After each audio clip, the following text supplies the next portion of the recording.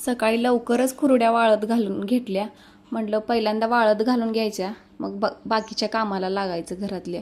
तेवढ्यात आलं बाळ माझं, मम्मा मला तलवार करायची आहे, मला जरा करून दे. मग त्याला कट करून दिली तलवार आणि त्याचं ते रंगवत बसला. त्याला म्हटलं बाळा आंबोळ्या इडल्या करायच्या आहे त्या आणि त्याच्यासंग चटणी पण करायची आहे, मला नारळ आणून देतोस का म्हटल्यावर लगेच गेला सायकलवरनं आणि मला नारळ आणून दिलाय. घराजवळच कढीपत्त्याचं झाड आहे, मग मी जाऊन कढीपत्त्याची पानं घेऊन आली. बटाटा कुकरला शिजवून घेतला आणि बारीक चिरून पण घेतला. भाजीला फोडणी द्यायची होती, भाजीला फोडणी पण देऊन घेतली मी. आंबोळ्या करायच्यात म्हटल्यावर बटाट्याची भाजी लागतेच, पोरांना आवडत्या, खाते ती. आणि खोबऱ्याची चटणी पण करायची आहे मला. मग त्यासाठी खोबरं बारीक चिरून घेतलं, मिक्सरच्या भांड्यात टाकलं. त्यात मिरच्या, थोडं जिरं आणि लसूण एवढं टाकून सगळं बारीक करून घेतलं मिक्सरला मस्तपैकी.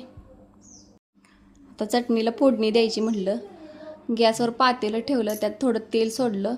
तेलात जिरं मोहरी टाकलं आणि कढीपत्ता टाकला, मस्त असं तडतडून दिलं आणि ते खोबऱ्याचं बारीक केलेलं त्यात ओतलं आणि थोडं मीठ टाकलं. चटणी पण तयार झाली. रात्रीच मी तांदूळ बारीक करून ठेवलेलं, सकाळपर्यंत पीठ छान असं फुलतंय.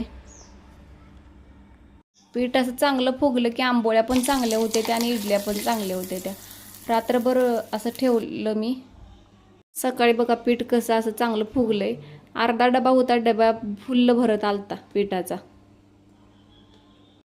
पीठ असं सगळं मिक्स करून घेतलं आणि आंबोळ्या करायला तवा ठेवला गॅसवर. तवा चांगला तापून दिला आणि शिवराज म्हटला मम्मा मला गरम गरम आंबोळी दे. पहिली आंबोळी त्यालाच दिली. त्यानं पण पोट भरून खाल्ला. परत मालकांना पण दिलं, गरम गरम खाऊन घ्या म्हटलं. परत मालक म्हणले तुला मीच करून देतो थांब, तू खा. मग त्यांनी पण मला 2 आंबोळ्या करून दिल्या आणि इडल्या पण आज त्यांनीच केल्यात. स्वराला इडल्या आवडतात आणि कढीपत्त्याची चटणी पण करायची होती. मालकाने कढीपत्त्याची चटणी पण करून घेतली. चटणी खूपच छान झाल्या. एवढं सगळं असल्यावर ना घरात त्या आंबोळीचा राडा सगळा गॅस घाण झालता. डबल गॅस पुसून घेतला.